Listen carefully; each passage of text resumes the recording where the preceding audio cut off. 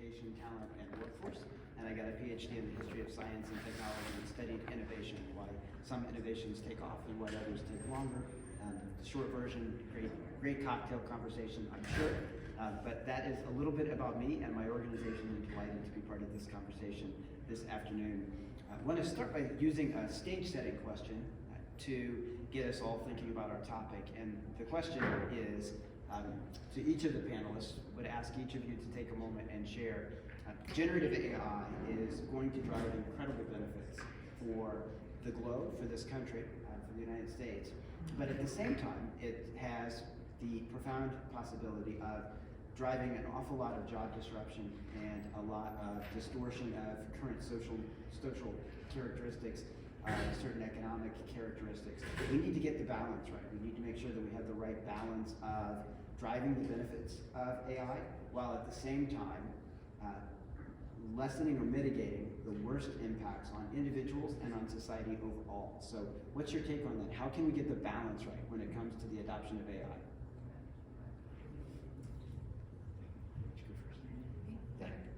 Oh, that's right. Okay, thank you for that.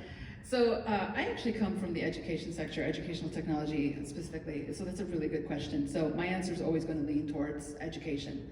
And the topic of reskilling is timely for this particular subject.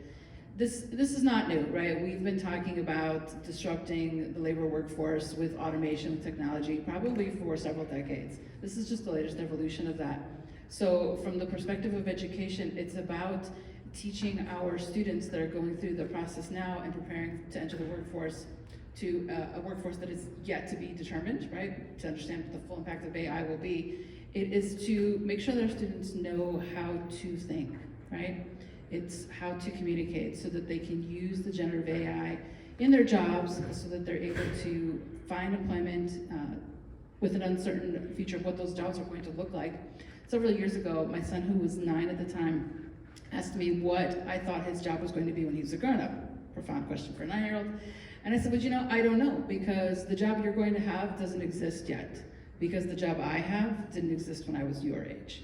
So your job right now today in school is to learn how to think, is to learn how to reason, is to learn how to critically evaluate things, because the thinking job is going to be the job that's going to partner with that AI, in my opinion, right? So I'll pass it over to my colleagues here.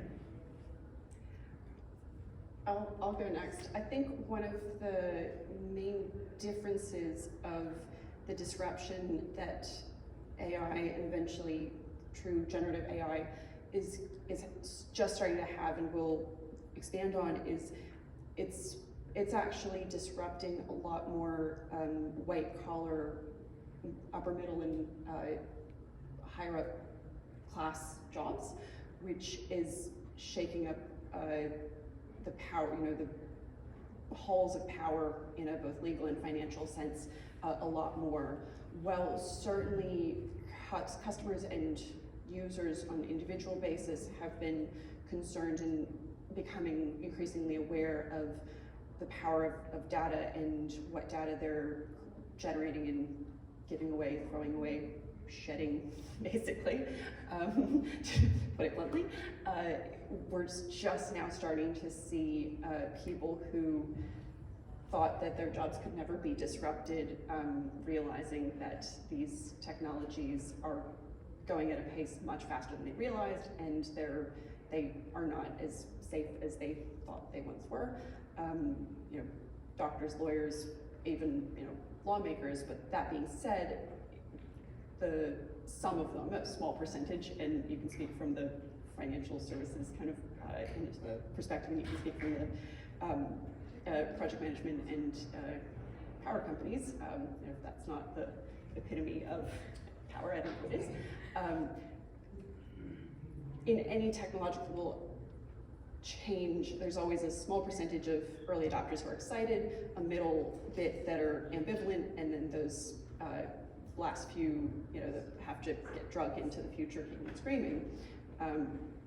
I think that middle bit is a little bit smaller with Gen AI, because more people are realizing how much either their job or some product or service they rely on is being influenced by AI. So I think it's making more waves outside of what I would consider my little tech future weirdo bubble.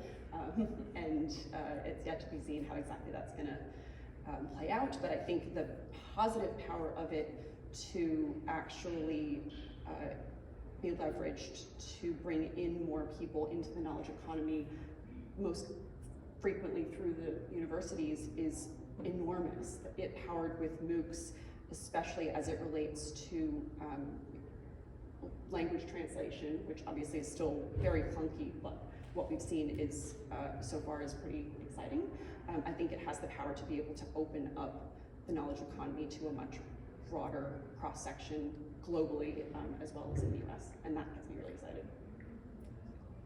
So thank you for the question, Dennis.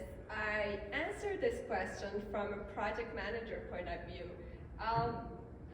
I want to see how many of you did project management in life. Raise your hands, please. Perfect, I love that. So a couple of you, and then we are doing the project, every single of us, at any moment of our life. To me, life is a project at a time. You know what I mean? Like, we're going through all these phases and we are reinventing ourselves and we are pushing forward some projects in professional point of view, in personal point of view, and different kinds of what we're doing in life. So for me as a project manager, this reskilling in artificial intelligence was so important. At first, I was so stressed out. I was like, what's going on with this artificial intelligence? So I'm sharing with you my personal journey of reskilling in in artificial intelligence. And I should survive as a project manager, right? I'm a board member, so I should talk about like what's the future of project management for my members. We've got 5,800 members of my PMI Montreal, Montreal chapter. So it was so important to me to find the exact answers, you see. And I've got just 3 masters in project management, MBA executive. So just to say I'm so open to new ideas but this artificial intelligence was a black box to me. I was like, what's happening in there? So I started, first of all, by certifications. So I was like, okay, I should know exactly what's going on, what would be the future for project managers. So I got me like certifications by PMI, Project Management Institute, in artificial intelligence.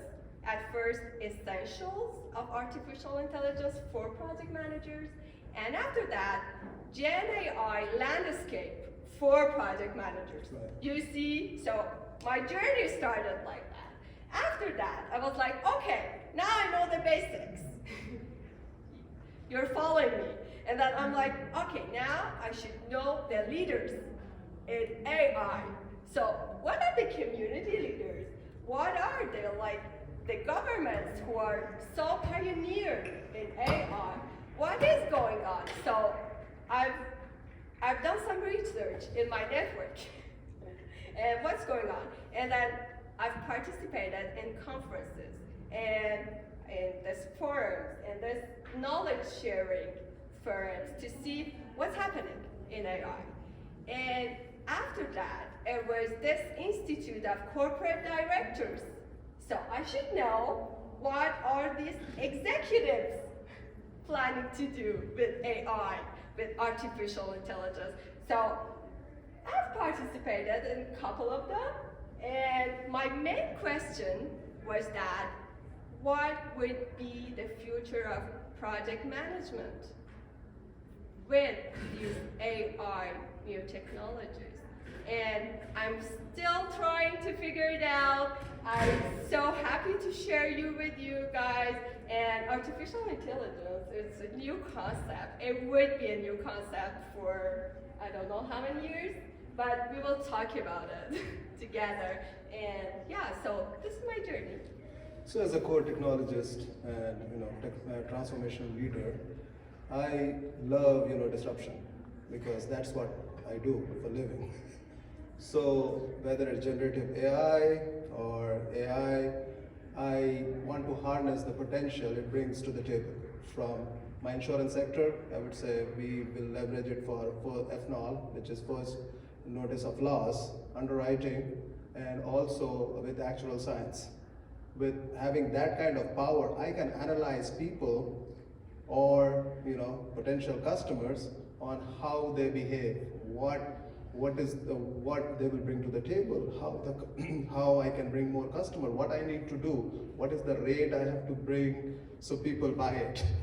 So those are the things I feel will be beneficial using AI because we have a lot of data. And like I give examples to my team, like just standing on the roadside and counting cars doesn't give me anything. But if you count cars, which company made it, how many passengers are there, what people are driving, what they like to drive, how fast they are going, so I can analyze that data, use it to benefit any business. So, scaling that type of, or harnessing that type of potential helps me and my business. So that is, and it will cause a lot of disruption, and I believe in disruption as I mentioned, so. Outstanding. So I'm going to respond to the question by way of setting up the next question a little bit. Because of the role that I have in Indiana, I was fortunate to be in an off-the-record conversation with several of the leading companies in the United States, Fortune 25 companies, and one of those CIOs, one of the largest companies, 250,000 plus employees in the United States, said they've done an internal analysis of their organization, and they anticipate that 85% of workers will have their jobs impacted by AI within the next 3 years, and that as many as 15 to 25% of their workforce will be displaced over the next 5 years. By displaced, they mean that the role that they're currently in will reduce in number. The role itself won't go away, but there might be 50 people doing it, and there'll be 10 doing it within 5 years. So predicts that there are going to be significant waves of layoffs, significant waves of disruption within the next 3 to 5 years. That it's coming quickly. I can mention that one of the individuals in the room was Eric Orvith, who is the Chief Research Officer, Chief Scientific Officer for Microsoft. He oversees the relationship with OpenAI and has been leading the Microsoft AI developments for much of the last 2 decades, also Stanford professor. And he describes our current moment as being riding an exponential on an exponential on an exponential. Some of you might have studied physics, some of you may be engineers. He comes out of a physics and engineering background, and he said the closest way to understand where we are is we're going through a phase transition. And a phase transition in physics is a transition that's instantaneous from one state to another. There is no smooth glide transition. He said when historians look back on this moment, they are going to call this next 10 years something. It's going to be so profoundly different and so profoundly disruptive that it will have a name in the history books for whatever human history looks like going forward. So in that context, the consensus of this group of Fortune 25 leaders was that no one sector is going to be able to address the level of change and the pace of change coming at us over the next 5 to 10 years, that it's going to be essential that we have public and private collaboration, right? So President Biden has issued an executive order starting a regulatory process at the federal level. Many states in their legislative sessions this year introduced legislation to begin to regulate certain aspects, set guardrails for certain dimensions of AI, but the consensus of those who work in the area is that ultimately that will be insufficient. It can be part of, and it needs to be part of the equation, but it's also going to be absolutely essential that the private sector step up and take on self-regulatory, self-management behavior, that they lead their organization, that individual leaders lead their organizations according to values, that we have a public-private collaboration. So I want to ask each of our panelists to comment on that. What's your perspective on the importance of and some ways we can step into public and private collaboration? Do I have to go first again? No. Okay. We'll go back. All right, let's do that. Shake. Oh, I was gonna say, I'm also happy to start. Okay, It's like, I have a little bit of like kind of audience participation, hand raising question as well. So, show of hands in the room, raise your hand if you like 100% of everything you do at your job. Okay, you were start. Yeah. I did not expect any. I did not expect any. Okay, raise your hands. Raise your hands if you love 90%. What percentage of tasks you need to do for your job do you love, and you'd miss if you weren't doing 90%? Okay, 80%, 70%, 60%, 50%. Also realizing you probably have colleagues in the room and don't want to admit, the reality of this. Do you all need a hug? I was going to say, keep in mind that this is a very, we're a privileged bias sample. So in different rooms, those percentage of hands would probably be more skewed towards the 50% or under categories. And so it's not necessarily a bad thing that we are going to see a lot of jobs have a lot of things taken away from them. One of the ways I find people when I do some entrepreneurship workshops with previous corporate clients, one of the ways to sort of get over a lot of the fear of disruption, whatever technology you're talking about, is framing it to the positive of how it can actually make your job, your career, your life individually and then also as an organization better. And on the flip side, organizations need to accept that what their kind of role and responsibility to their individual staff are, and that it's not that they're going to be the keepers and cultivators of their employees' career for a 10, 20, 30-year span like it was in previous generations. If you have a really good, career period with a company or organization for 3 to 5 years, I think that's going to be seen as a solid stint on your CV, and gone are the days of having to explain why you changed organizations every 1 to 2 years. If anything, you'll be asked more questions if you were with a company for 8+ years, how you evolved and grew with the organization as the organization's needs changed. So I think a lot of it comes back on sort of society more broadly, and that is reflected in both internal corporate governance as well as laws and legal obligations, and especially workers' rights. And one of the things that sort of struck me in the last day and a half at this conference is, what is the responsibility and what do worker protections look like in this space of, yes, we're using AI, but when we really factor in that generative point of view, it's iterative. It's you're feeding into it as well as getting hopefully useful outputs. Can you use someone for 6 months in a role and just get them to feed the AI what it needs to learn that, and then kick them to the curb, and then they don't have any use for future companies, and you put the same clauses in their contract of not compete, which then boxes them out of their entire industry, and they have to go change whole industries. So that's where I think the legislative and legal frameworks need to sort of step up and protect, because companies sure aren't going to be able to take on that kind of responsibility, or would they? Thank you, Ren. So with that in mind, I want to share with you a framework Quebec Innovation Council did. So this Quebec Innovation Council is basically some brains who have put together all the ecosystem of AI, internet, artificial intelligence, and they have interviewed regular people. They have interviewed the leaders like you. They have interviewed the university people. They've interviewed every single citizen to see what are the responsibilities of a government in AI point of view. So I want to share with you exactly what did happen. I'm not chairing that committee, a disclaimer, but I'm keeping myself so close to it because it would change all the ecosystem.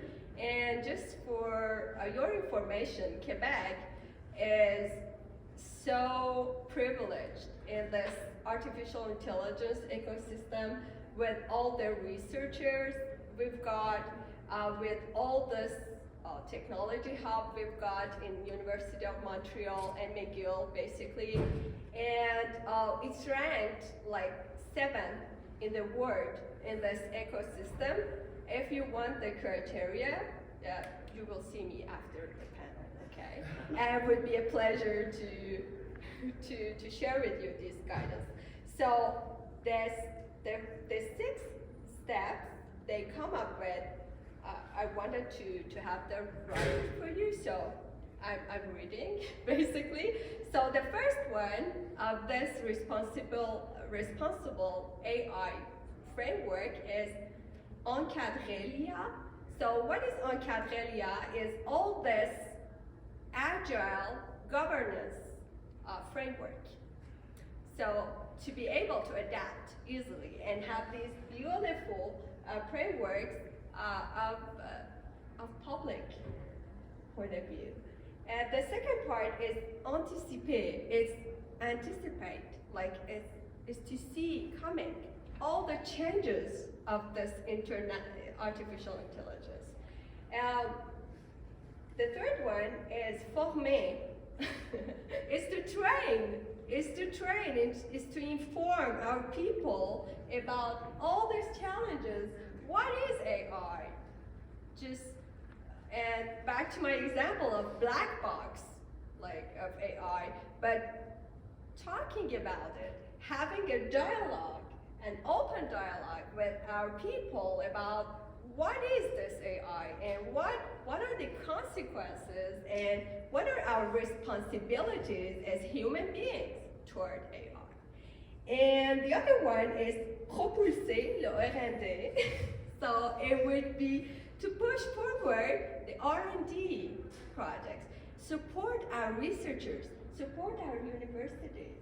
So to push forward all the ecosystem, and last but not the least, it would be positioning. So to position ourselves, to make us a leader, like to make Quebec as a leader of responsible AI.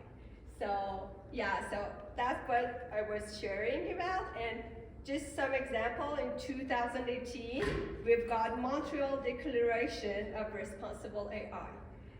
We've got 260 researchers studying AI and societal impacts. Beautiful, right? $22.5 million to study responsible AI to contribute to economic and social well-being.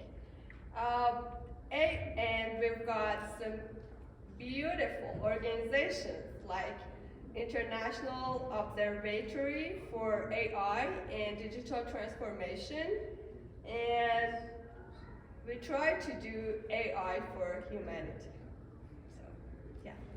I should move to Quebec. So, that's the whole idea. I don't have those fancy numbers, but I would talk a little bit about evolution, right? When internet came out, how many people actually thought internet would be this big? Nobody. When Facebook came out, everybody was like, oh, Facebook. Nobody even read their privacy statement or nothing. And now everybody is talking about PCI, PII, regulation, GDPR. So it takes time to harness and get all the framework in place, but again, you have to evolve. So, like, when we were primitive, we used to live in huts, and then slowly we started building buildings because the weapons changed.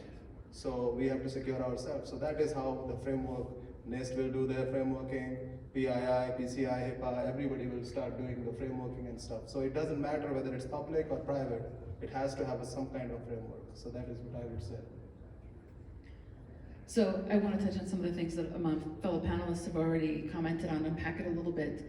So AI isn't new, right? It's been around for a while. But what ChatGPT did was it shone a spotlight on it and made it available to the mass public in a visible way. So because it's an evolution of technology, something that's been around forever, we have a lot of systems in place already that my colleagues have already talked about that can begin to address it. And something that you mentioned, Dennis, that there will be a shrinking number of people needed to do the same roles, and so what will the other people that used to do those roles do, I think is the question we're trying to answer.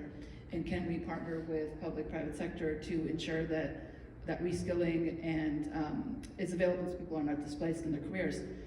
When we need less human labor or human even knowledge work to do the job, that opens up an opportunity that in the space for human ingenuity and creativity to take us to another level, right? So just like I told my son, that job doesn't exist. Who knows what jobs will then be born for those folks to be able to do in new and different ways that we can't imagine today because they're not freed up to do it.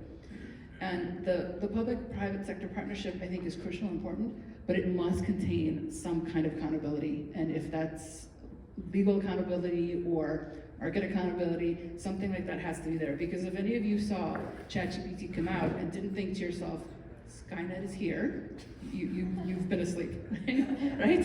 So if you don't understand the reference, come find me later. I don't want to take the time, but we're on the verge of that, are we not? Right? So we're maybe over the verge now. We're flying without a parachute, but it's here, the time, right? So we need to do the right things, right? To make sure that AI is serving the needs of humanity and not doing damage that it wasn't meant to do.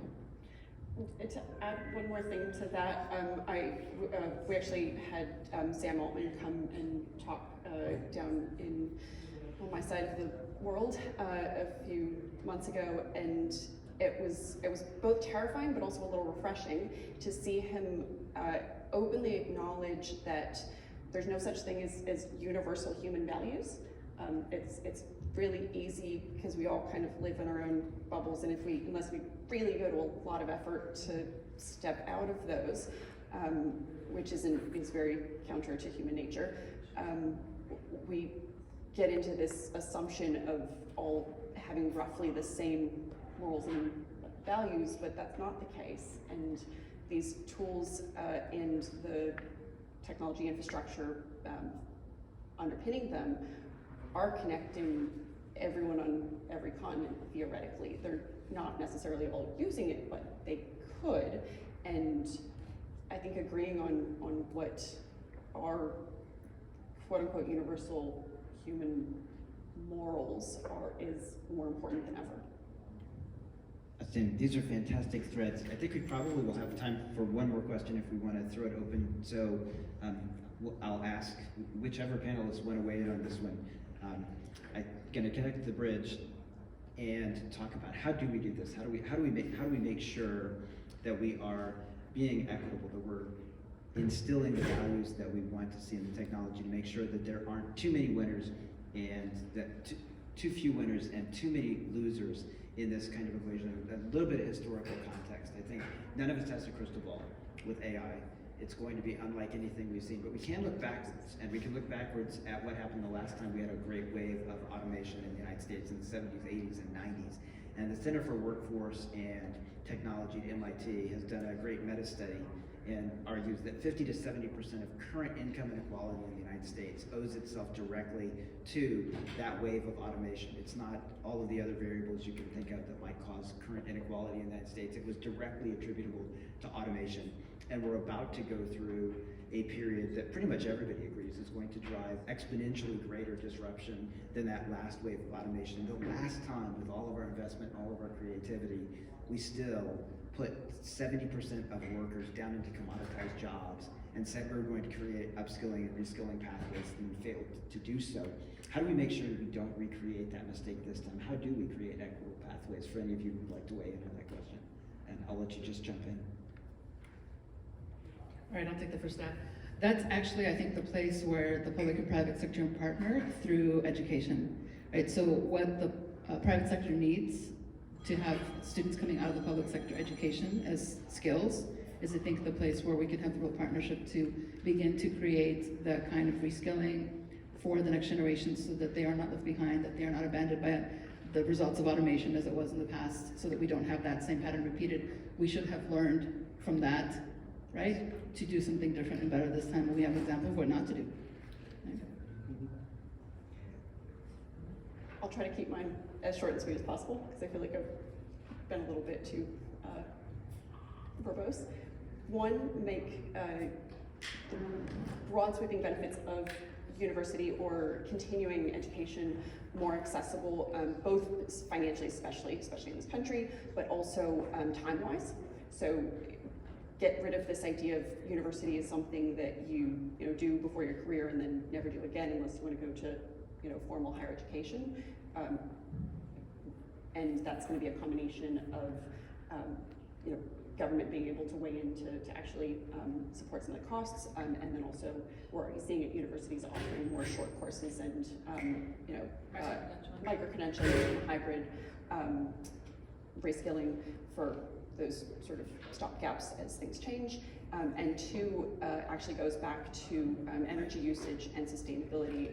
It's one of the things that we talk a fair bit about in blockchain, but AI also uses a lot of energy, and we are presently using a redonkulous, I don't have a number, but it would just make everyone in this room mad or depressed, amount of energy to do novel, goofy, sometimes abhorrent things on the internet to amuse ourselves. And until we actually acknowledge where that energy is coming from and the communities that they're impacted, that those energy sources are impacted by, we're only going to expand that gap between the haves and have-nots in society. So, yeah, that's it. I love being after Ren, because she opens up the discussion for me anytime. Thank you very much to be here. Just stay with me. So yeah, this we're talking about this artificial intelligence, and we pretend they need it for every single organization, and we should absolutely have it. I have discussed with Atul just before this conference, and sometimes we're like, it's a no-brainer to have this artificial intelligence, but sometimes it's not. It's a power. It takes lots of power. It takes lots of energy from business point of view. So my take on that is that, do we really need AI in every single organization? Maybe not. We should be realistic, and we should exactly see the pain. Where is the pain? Where's the pain come from? What are these bottlenecks? What can we do in an efficient way? Cost-benefit analysis. A cost-benefit analysis, and just have this sustainability in mind, all these concerns in mind. And then about the reskilling, I think for us as professionals, we need different mindset, and we've got to think about different soft skills and to be open. So as the leaders, in this room, I'm talking to you guys, we should to be open to new ideas, and at the same time, knowing all the limits of this artificial intelligence. We cannot know all that, right? But try to do our best to speak to our people, to open up, to have a dialogue, and to discuss about what's in it for you guys doing artificial intelligence in every single organization, and communicate and train our people and talk to them and listen to them in the right way, in a genuine way, an authentic way, and continuing this dialogue as leaders until we've got the right result. So it's a shift in the mindset. We don't want to have it right at the first time. It's not gonna happen. And just be open and curious and push forward the limits of all we know and be in learning posture. I would just add one liner, because a technologist, you learn every day. So because technology changes every day, so you have to keep, this continuous service improvement or continuous education. So that is what I would say. And also ROI, return on investment, how much money you are putting in and what is the return you're getting. So that would be my thought. So I mentioned Eric Corbett. One of the additional things he said was that I have one of the 5 best ringside seats for the evolution of AI and what's happening and what's going to unfold over the next 5 years. And my mind will be blown in the next 5 years, and I am going to be surprised, and I'm confident that all of us will be as well. Dialogue is going to be critical. None of us know where we're going. None of us know how we're going to get to the other side. Let's begin the dialogue. Who has something that you would like to discuss? Let's have a conversation. Hi, yes. Thank you, panelists, for your insights. I have a question about, you guys keep talking about it throughout this whole thing, even towards the end here, about, AI and how it's looking in the future, but it's really reminiscent in an accelerated rate what happened to the internet, right? The tech bubble, with the internet bubble and everything that happened, and everything that followed out with like VR systems and, everything that we've had in tech. There's a period of time where it incubates, and it grows too rapidly, and everybody invests and does this, and it pops, and then it goes back to a stabilized rate, right? What do you see AI doing that in timing-wise? Because everywhere you look, there's a new company starting an AI company for X, or whatever it is, and then companies are adding AI into their technologies, if they need it or not, because they feel like they're being left behind. But what do you see as an outlook in terms of the AI bubble for the AI generation? Thank you. I'll just go first. As soon as the full cost of the energy infrastructure that is required is put on the companies, real quick you'll figure out who wants it or who doesn't, because right now it's massively subsidized by primarily VCs, but also a couple of other parties globally. They're starting to question their return on investment. As soon as that capital dries up, the real cost will start being on the consumer end user, and people will make their choices if it's worth it or not.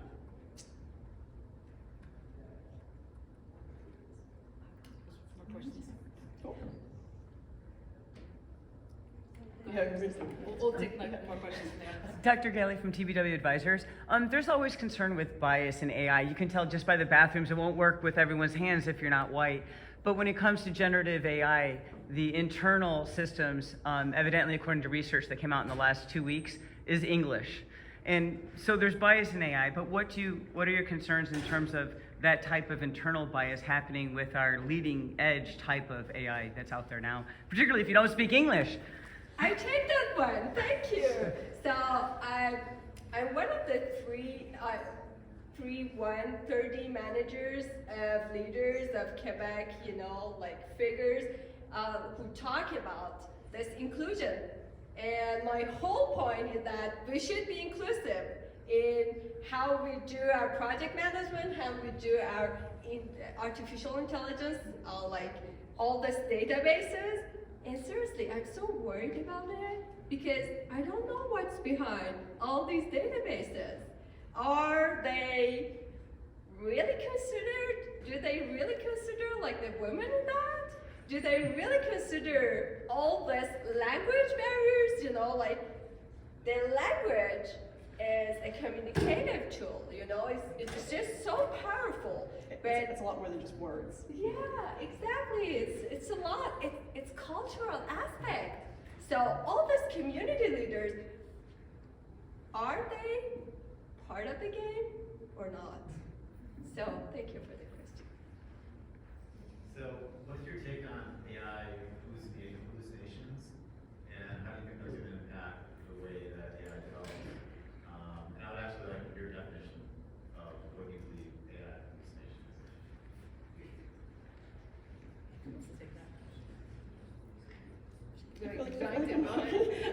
There's an article just in the last 48 hours, I think, or so, that came out of a academic researcher that actually put forward a completely fictitious generated paper to the journal Frontiers, and it went through full peer review and published.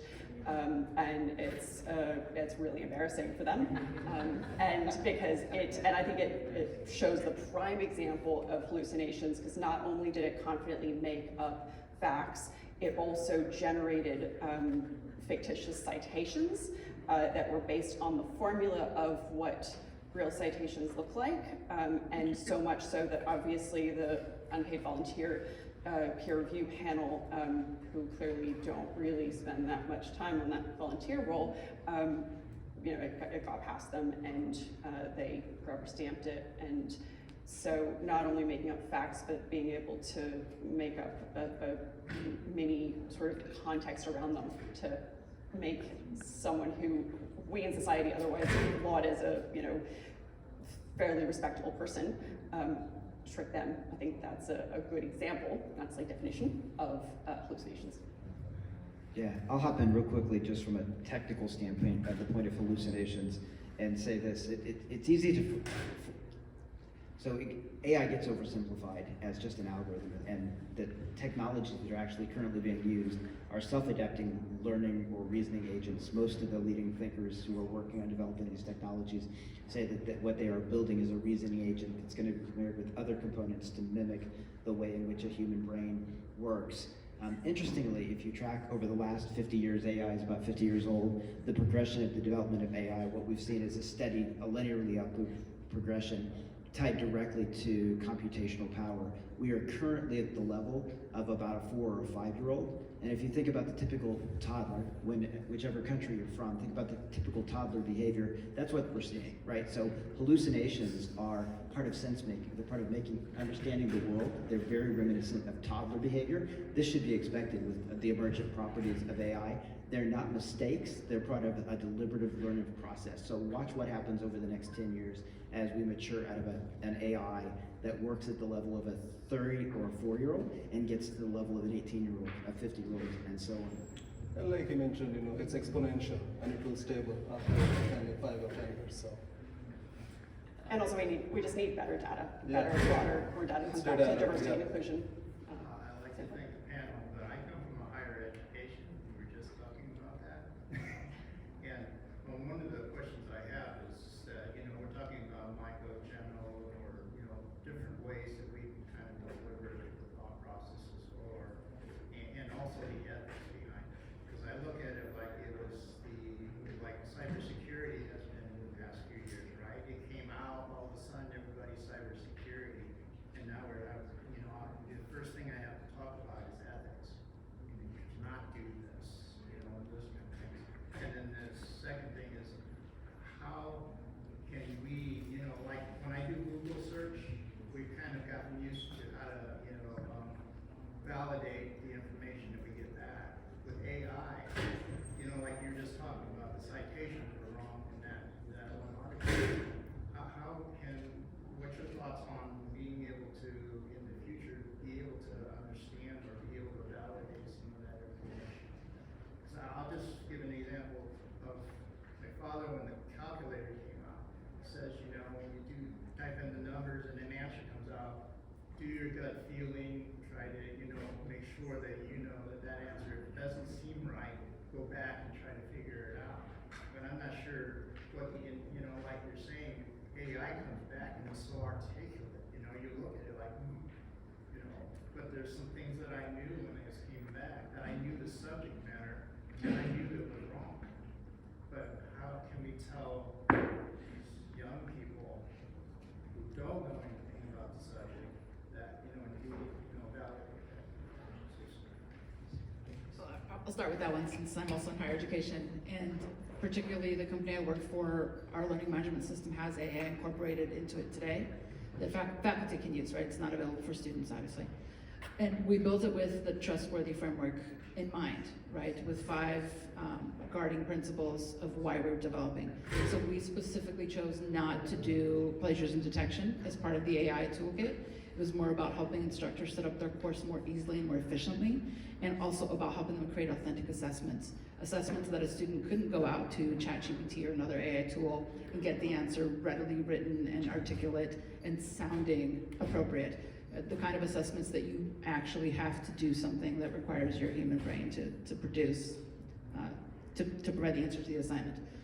There are other thought leaders in the space that are thinking about how to create AI detection to detect AI for plagiarism and for other things, the examples that we created here. And I don't think that any one approach is going to do it, right? I think we have to come at it from all angles. If we're presented with something that looks appropriate, but the gut feeling is, I doubt it, there has to be ways for us to double check that and then work with, in the education example, the student to help them understand why this isn't appropriate, why just submitting other work without, appropriate citations is not the right way. Not because we don't want to make it easier for a student, but because we want them to leave our institutions knowing how to think, knowing how to evaluate what AI produces, to avoid hallucinations, to avoid making what could be critical errors in certain industries, right? If you don't know how to do the information yourself or don't know how to double check, right? There are no safe gaps and safeguards. And the truth is, I don't think anybody has the answer,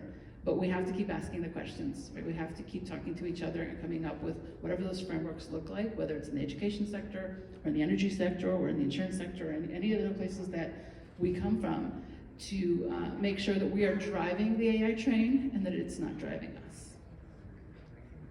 And again, fakes will happen, There are so many fakes in insurance sector where people, submit an insurance claim with fake pictures. So there is a human who sits and validates all that and then say yay or nay. So of course, there is good and bad in every technology side. So. Another example of this, I want just to add a quick insight about law firms.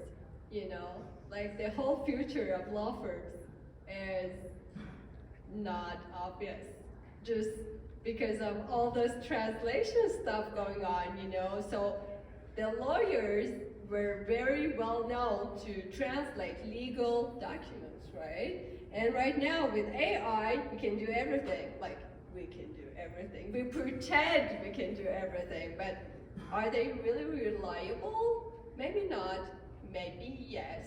So we don't know all these answers, and it's kind of really interesting, the insight Lisa, you've done it to be authentic and to create to think out of the box and to see all this beautiful exams in which you cannot use ChatGPT. Like, you need your human brain to go further. And I've got this story of my sister was talking to me, like she's doing this law business school, and that she was talking about how we can use ChatGPT for all the principles of legal contracts, and they're international.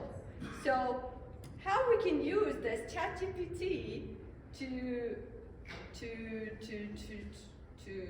just answer some questions, some random questions of a professor in higher education. And I call it a human who deceives another human in this context using AI. So yeah, thank you for the question. Like, let's think about it just further together. Yeah. So there was a question of this? One or two more in the back. I can't. The lights